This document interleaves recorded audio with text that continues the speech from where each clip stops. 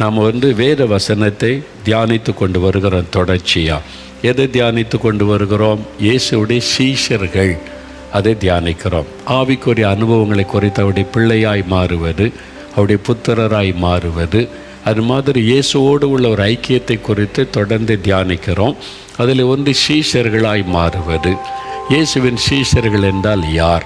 தன்னை வெறுத்து சிலுவை எடுத்துக்கொண்டு அவரை பின்பற்றவங்க தான் சீஷர்கள் என்று சொல்லி, அவரை பின்பற்றும் போது அவருடைய அடிச்சுவட்டிலே நடக்கணும். இயேசுவின் அடிச்சுவட்டிலே நடக்கும் பொழுது அவருடைய சுபாவங்கள் நமக்குள்ளே வரணும். இயேசுவை போல வாழணும். இயேசுவை போல நம்ம ஜீவிப்பதற்கு அர்ப்பணித்து கொள்ளணும்.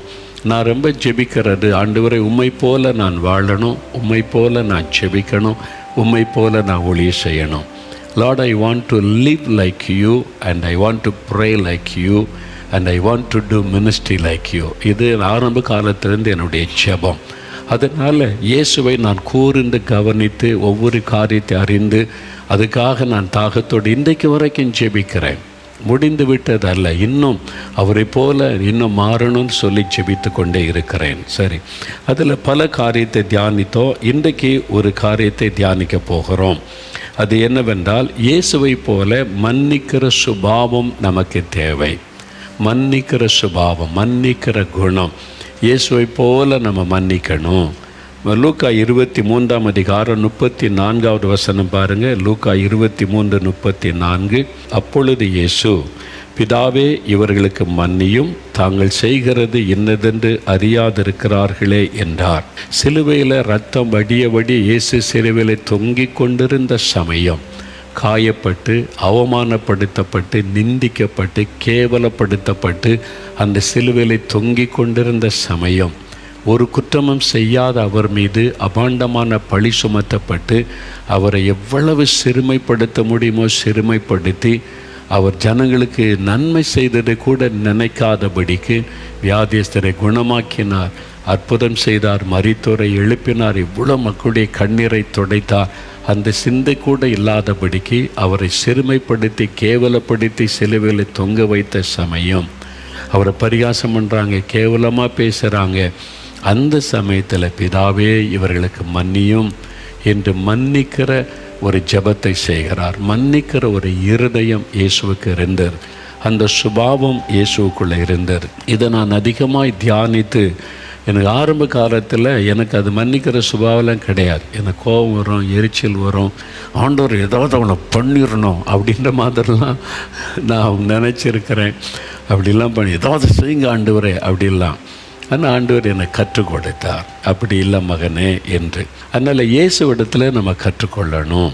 இப்போ கவனிங்க, முதலாவது மன்னிப்பை பற்றி இயேசுடைய போதனை என்ன? மார்க் 11:25 எடுங்க. மார்க் 11:25. நீங்கள் நின்று ஜெபம் பண்ணும்போது ஒருவன் பேரில் உங்களுக்கு யாதொரு குறை உண்டாயிருக்குமானால், பரலோகத்தில் இருக்கிற உங்கள் பிதா உங்கள் தப்பிதங்களை உங்களுக்கு மன்னிக்கும்படி அந்த குறையை அவனுக்கு மன்னியுங்கள்.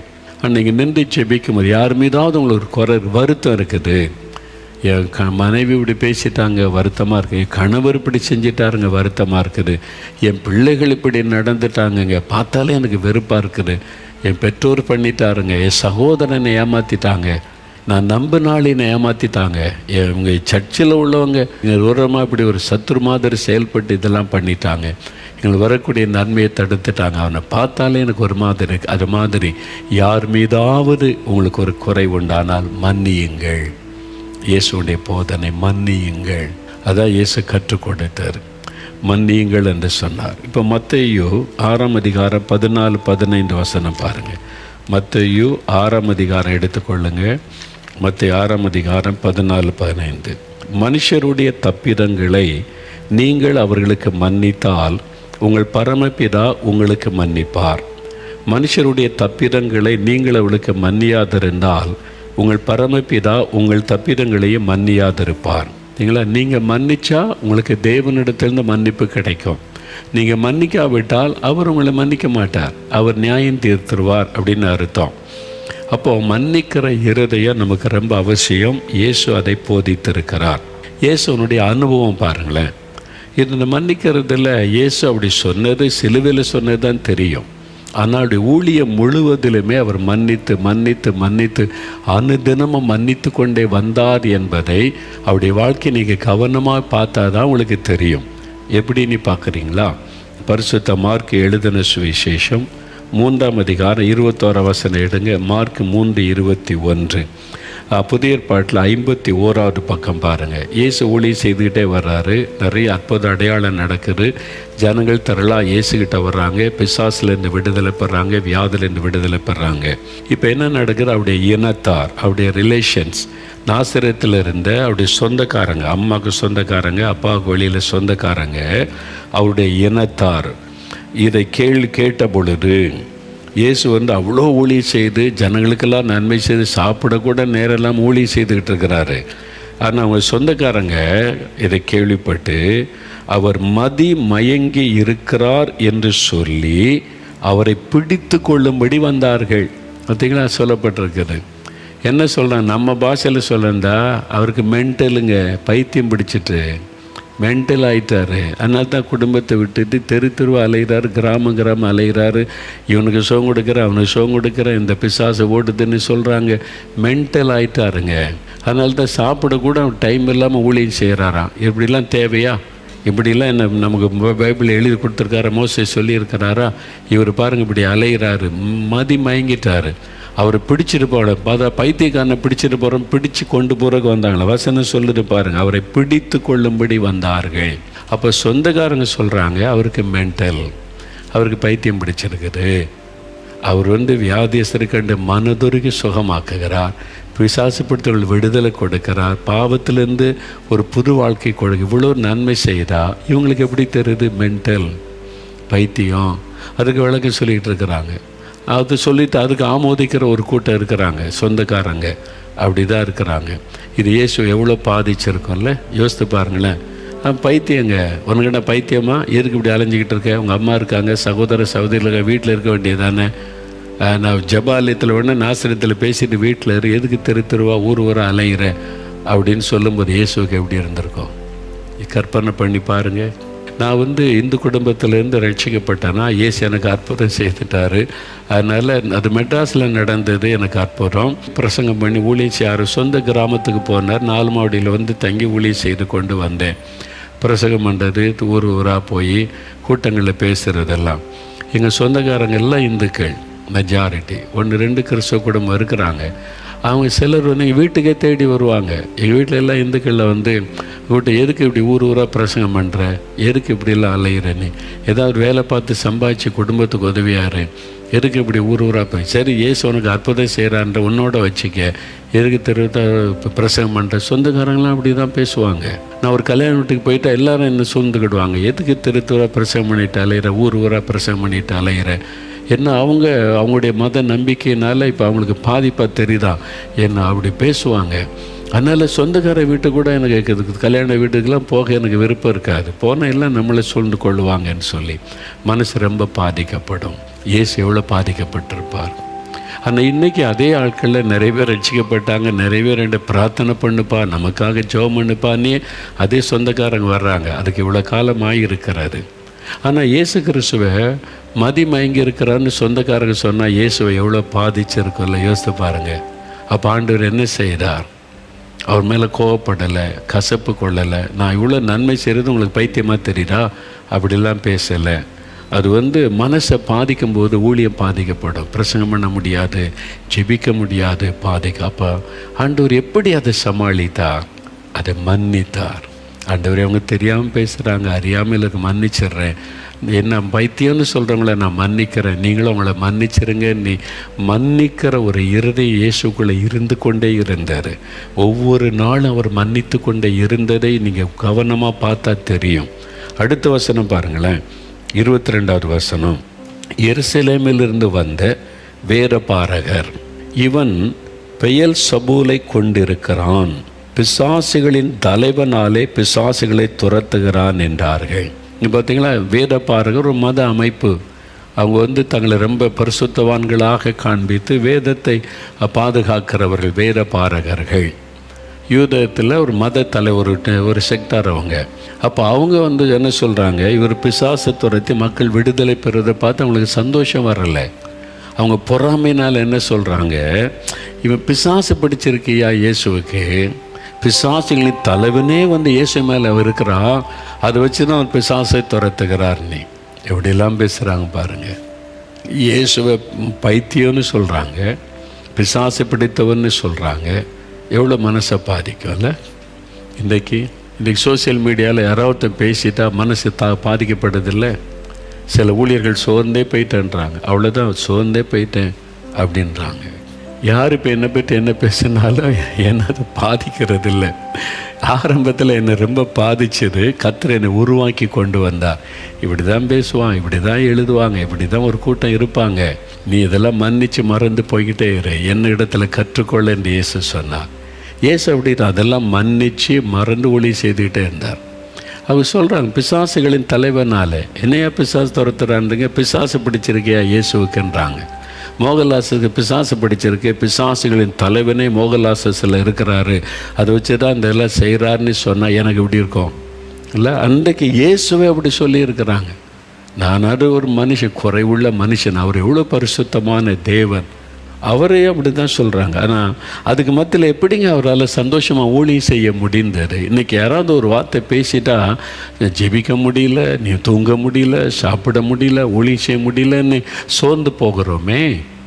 இயேசுவால் எப்படி இதெல்லாம் கேட்டுட்டு மக்களுக்கு நன்மை செய்ய முடிந்தது, ஊழியம் செய்ய முடிந்தது? அப்போ தான் இயேசு கற்றுக் கொடுத்தா, நான் மன்னிச்சு மறந்து போய்கிட்டே இருந்தேன். மன்னிச்சிரு, அவ்வளோதான். அவங்களுக்கு அறிவு அவ்வளோதான், அவங்களுக்கு தெரிந்தது அவ்வளோதான். அவங்களுக்கு பொறாமை, அவங்களுக்கு எரிச்சல். அதனால் சிலர் அறியாமையினால், சிலர் பொறாமையினால். சொந்தக்காரங்க ஏன் பிடிக்க வந்தாங்க? அவங்க அறியாமை. இந்த வேத மார்கர் ஏன் இயேசு பிசாசு பிடிச்சு வந்தாங்க? பொறாமை. அவங்களால விரட்ட முடியல. இயேசு அதட்டினா போயிடுது, நாங்கள் மத தலைவர்கள், நாங்கள் தான் பரிசுத்தவான்னு காமிச்சிக்கிட்டு இருக்கிறோம், எங்களால் முடியல, இந்த இயேசுவை கண்டா பிசாசு போதுன்னா என்ன பண்ணலாம்? பிசாசுகளின் தலைவன் பொறாமை. இன்றைக்கி வாட்ஸ்அப்பில் பேசுகிறான், அவனை பாருங்களேன், நிறையா அவனுடைய ஹிஸ்ட்ரி எடுத்து பாருங்கள். அந்த பேசுகிற ஆள் அவர் என்ன ஊழியம் செய்கிறாரு, அவரால் எத்தனை ஆத்மா ரட்சிக்கப்படுது, அவங்க மூலமாக இயேசு மகிமைப்படுறாரா, இயேசுவை உயர்த்துறாரா அப்படின்னு அவர் ஹிஸ்ட்ரி எடுத்து பாருங்கள். அவன் குடும்பம் எப்படிப்பட்டது, என்ன ஊழியம் செய்யுது, தேவனுடைய ராஜ்யத்தை எப்படி கட்டுக்கிறான்னு பாருங்கள். நயா பைசாவுக்கு பிரயோஜனம் இருக்காரு. ஆனால் அங்கே வாட்ஸ்அப்பில் வீடியோவில் பார்த்தீங்கன்னா பெரிய பரிசுத்தர் மாதிரி எல்லாத்தையும் குத்த சொல்லி பேசிக்கிட்டே இருப்பான். எதுக்கு? பணம் சம்பாதிக்க. ஊழியக்காரனை திட்டி லைக்ஸ் வாங்கி பணம் சம்பாதிக்கிறாங்க தெரியுமா உங்களுக்கு? அதனால் லைக்ஸ் போடுங்கன்றாங்க, சப்ஸ்கிரைப் பண்ணுங்கன்றாங்க. நல்லவங்களை திட்டினா நிறைய பேர் பார்ப்பாங்க, என்ஜாய் பண்ணுவாங்க, அதனால் இவங்களுக்கு வருமானம் வருது, அதிலிருந்து காசு வருது. அதுக்காக தான் அதை ஊழிய மாதிரி செஞ்சுக்கிட்டு இருக்காங்களே தவிர பிழைப்பு, கேவலமான பிழைப்பு, அசிங்கமான பிழைப்பு நடத்துகிற சில பொல்லாதவர்கள் பரிசுத்தவான்மார் பேசிக்கிட்டு இருக்கிறாங்க. அவங்களாம் மன்னித்து மறந்து போகிறதுனால நாங்கள் சந்தோஷமாக ஊழியம் செய்கிறோம். மனசு ஆரம்பத்தில் நான் ரொம்ப பாதிக்கப்பட்டேன். அப்போ ஆண்டவர் என்னை கற்றுக் கொடுத்தார். என்னையே பிசாசு பிடித்தோன்னு சொன்னாங்க, என்னையே மென்டல்னு சொன்னாங்க. ஒன்றும் சொல்ல மாட்டாங்களா? என்னையே அப்படி சொன்னால் ஒன்றை சொல்ல மாட்டாங்களா? சொல்லுவாங்க. அப்படி தான். இன்னொரு காரியம் பாருங்கள், யோவான் 7:12 எடுங்க, பைபிளை பாருங்களேன். ஜனங்களுக்குள்ளே அவரை குறித்து முறுமுறுப்பு உண்டாயிற்று. சிலர் அவர் நல்லவர் என்றார்கள், வேறு சிலர் அப்படி அல்ல, அவன் ஜனங்களை வஞ்சிக்கிறவன் என்று சொல்லி கொண்டார்கள். இயேசு கிறிஸ்து குருடருக்கு பார்வை கொடுத்து, சப்பானியை நடக்க வச்சு, குஷ்டரோகியை குணமாக்கி, ஜனங்களுக்காய் பரிதபிக்கிறேன்னு பசியாக இருந்த ஆகாரம் கொடுத்து இவ்வளவு நன்மை செய்து அவருக்கு தங்குறதுக்கு இடம் கிடையாது, அவர் நிரந்தரமாக ஒரு இடம் கிடையாது, சுற்றி திரிந்த நன்மை செய்தால் அதில் சிலர் சொல்கிற அவர் நல்லவருங்க, நன்மை செய்கிறாருங்க. ஒரு கூட்டம் என்ன சொல்லலாம், இல்லை ஜனங்களை ஏமாத்துகிற ஆளுங்க, வஞ்சிக்கிற ஆளுங்க அப்படின்னு சொல்லி அப்படியும் பேசுகிறாங்க. இந்த ரெண்டு மக்கள் கட்டாயம் இருப்பாங்க. நீங்கள் ஊழியம் செய்கிறீங்களா, சபை நடத்தினாலும் சரி, எந்த ஊழியம் செய்தாலும் சரி, ஒரு கூட்டம் உங்களை நல்லவன் என்று சொல்லும், ஒரு கூட்டம் உங்களை வஞ்சகன் என்று சொல்லும். இது ரெண்டு இருக்கிற பாருங்கள். ரெண்டு இருந்தால் தான் நீங்கள் கரெக்டான ஊழியம் செய்கிறீங்கன்னு அர்த்தம். எல்லாருமே புகழ்ந்துக்கிட்டு இருந்தான்னு வைங்க, நீங்கள் டேஞ்சர் ஜோனில் இருக்கீங்க. எல்லாராலும் புகழப்படுகிறவனுக்கு ஐயோ அப்படின்னு பைபிளில் இருக்குது. எல்லாராலும் இயேசுவால் கூட புகழ்கிற மாதிரி ஊழியம் செய்ய முடியல. எல்லாரும் புகழ்கிற மாதிரி, எல்லாரும் ஏற்றுக்கொள்கிற மாதிரி இயேசுவால் கூட ஊழியம் செய்ய முடியாது. ஒரு கூட்டம் சொல்லிக்கிட்டு தான் இருப்பாங்க, திட்டிக்கிட்டு தான் இருப்பாங்க. ஒரு கூட்டம் குறை சொல்லிக்கிட்டு தான் இருப்பாங்க. வஞ்சகன்னுபாங்க, ஏமாற்றுக்காரன்னு சொல்லுவாங்க. பைபிளில் சொல்லிருக்கல, இயேசுவை பற்றி சொன்னாங்க. அப்போ எப்படி இயேசுவால் இதெல்லாம் கேட்டுட்டு ஊழியம் செய்ய முடியுது, ஜனங்களுக்காக பரிதபிக்க முடியுதுன்னா, இயேசு சொன்னார், மன்னிக்கிற இருதயம் உனக்கு வேணும் தம்பி. நான் மன்னிச்சு என்ன என்னை குறித்து பேசினாலும் கேவலப்படுத்தினாலும் நான் சோர்ந்து போய் முடங்கிற மாட்டேன். பிதாகிட்ட போய் சொல்லுவேன், அவங்கள மன்னித்து ஜெபம் பண்ணிட்டு போய்கிட்டே இருப்பேன். அதனால தான் என்னால் ஊழியம் செய்ய முடிந்தது. இதை கற்றுக் கொடுத்தார். எத்தனை பேருக்கு மன்னிக்கிற இருதயம் வேணும், அந்த சுபாவம் வேணும்? விரும்புகிறீங்களா? இருதயத்தில் கை வைங்க, ஒரு நிமிடம் ஜெபிக்கலாம். இயேசுவே, சிலுவையிலே நீர் உமக்கு விரோதமாய் செயல்பட்டவங்களை மனப்பூர்வமாய் மன்னித்தீர். அந்த மன்னிக்கிற அன்பு எனக்கு வேணும். எல்லோரும் கேளுங்க, வாய் தரங்க. குட்டி பிள்ளைகள் கூட அண்ணன் கூட சண்டை, அக்கா கூட சண்டை, பேசாமல் இருக்கிறீங்கள, மன்னிப்பு கேளுங்க. ஆண்டவரே மன்னிச்சிருங்க, நான் யாரையும் கோவப்படுத்தக்கூடாது, எரிச்சல் பண்ணக்கூடாது, யார் மேலேயும் நான் கசப்பை வச்சுக்கூடாது, வெறுப்பை வைத்து கொள்ளக்கூடாது.